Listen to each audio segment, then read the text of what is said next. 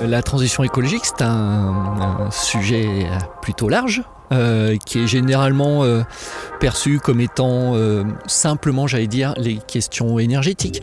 Donc en effet, il y a des questions d'énergie, mais il y a des questions un petit peu plus larges. C'est comment on redonne de la place aux vivants dans l'ensemble de nos politiques publiques.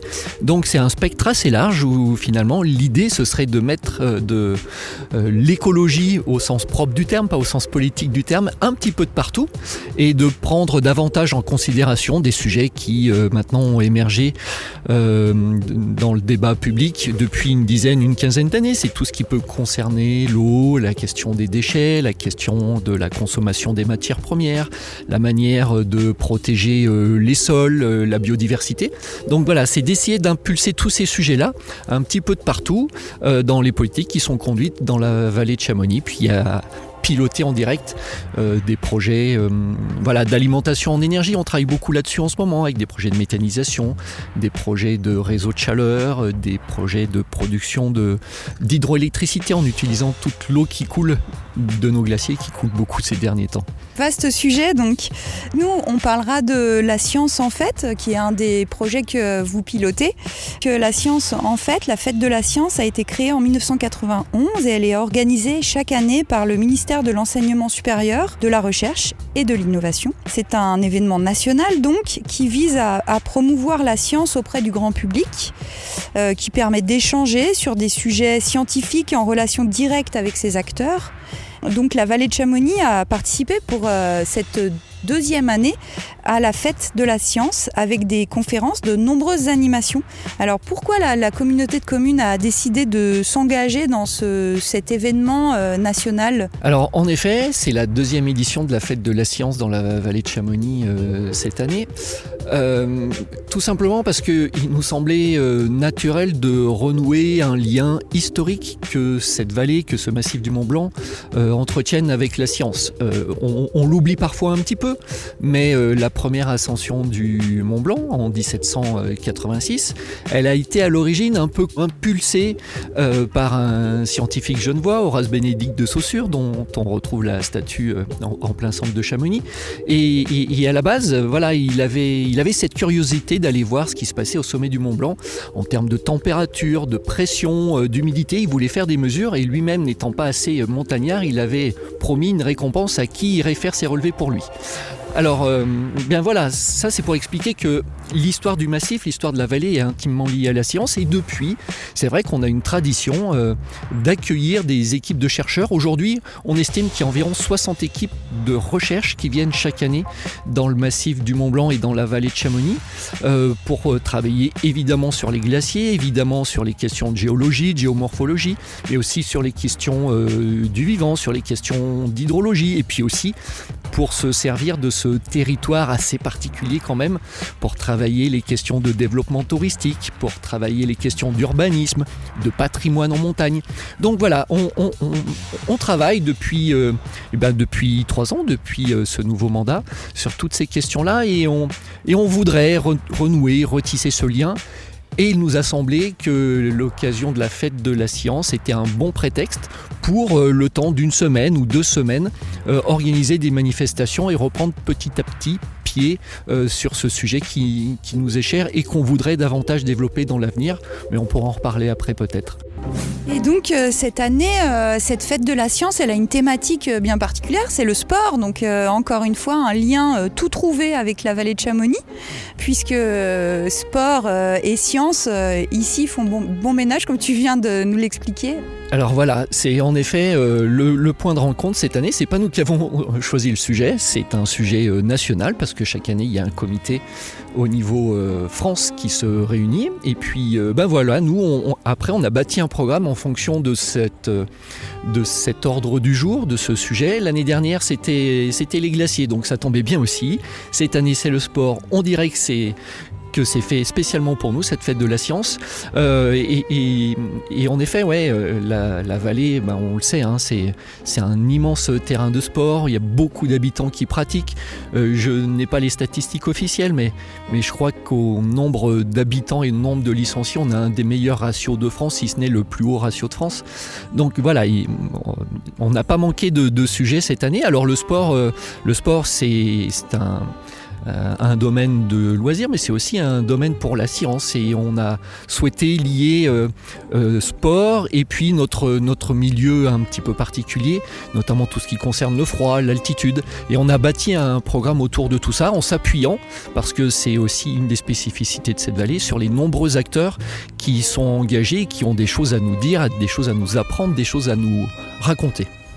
Oui, parce que c'est vrai que la science peut finalement nous aider à être plus performants. Et ouais, alors il y en a qui ont utilisé la science à des fins un petit peu détournées, mais le but c'est aussi de montrer que la science nous a amené à comprendre la performance, comment améliorer cette performance. On a un sujet cette année qui va porter autour de la récupération, comment la science nous a appris à connaître notre corps, à pas trop le sursolliciter, mais au contraire à optimiser les facteurs de récupération entre deux événements, deux compétitions. Donc ça portera là-dessus.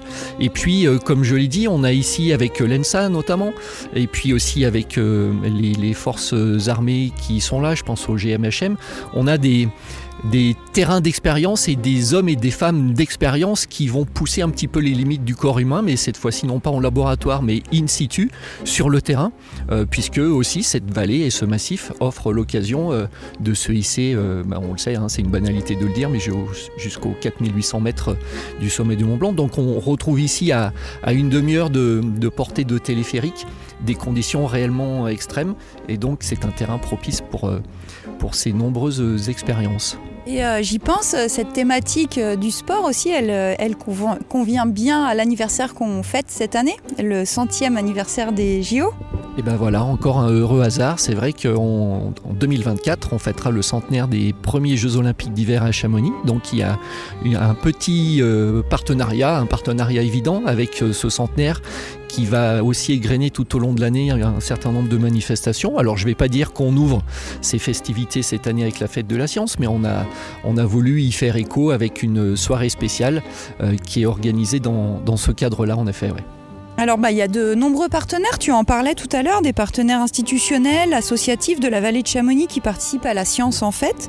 Comment vous les avez sélectionnés, comment vous les avez trouvés et qui sont-ils ces partenaires ? Là aussi c'est une certaine évidence, ces partenaires on les connaît, on les côtoie tout au long de l'année, ils organisent déjà des événements, des manifestations et puis eux-mêmes, et c'est une des facettes de cette fête de la science à Chamonix, eux-mêmes avaient prévu des événements, donc soit on a, labellisé Fête de la Science des événements qui étaient programmés. C'est le cas du CREA avec samedi matin la découverte de spots sur les sciences participatives.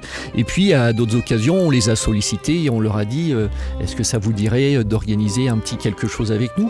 Je pense par exemple à la projection du film réalisé par François Damilano et Christophe Rella, qui sera projeté dimanche soir, qui est du coup co-organisé avec le Chamonix Film Festival qui se déroule habituellement au mois de juin et qui là est co-organisateur avec nous. Donc voilà, les choses se font assez naturellement, des événements qui étaient déjà programmés, d'autres qu'on a labellisés, et puis ça fait partie aussi de ce qu'on souhaite mettre en place en termes de relations avec le monde scientifique, c'est avoir un réseau de tous ces acteurs. J'ai parlé du CREA, on aurait pu parler, même s'ils sont moins concernés cette année avec ce thème du sport, mais on aurait pu parler de Météo France, on aurait pu parler aussi des Amis de la réserve des Aiguilles Rouges, de Aster qui gère ces réserves, de toutes les équipes de glaciologie qu'on connaît bien et qui sont présentes ici. Mais voilà, ça c'est des gens qui étaient à l'honneur l'année dernière, qu'on remettra à l'honneur, mais on souhaite tisser avec eux des relations régulières et sans doute organiser dans les années prochaines des événements réguliers, puis une programmation un peu plus thématisée pour donner un peu de cohérence. L'idée, c'est à la fois de mettre en valeur tous ces travaux qui sont là, qui se déroulent dans cette vallée, mais c'est aussi réellement de construire un nouveau type de tourisme, un tourisme scientifique, un tourisme basé sur la connaissance, et donner à nos visiteurs d'un jour ou d'un séjour l'occasion de rencontrer des acteurs de la science, des chercheurs, éventuellement de faire de la recherche avec eux, ça c'est une des spécialités du CREA, mais plus largement de découvrir tout ce que ce massif apporte à la science chaque année. Oui, tout à fait, c'est un laboratoire alpin.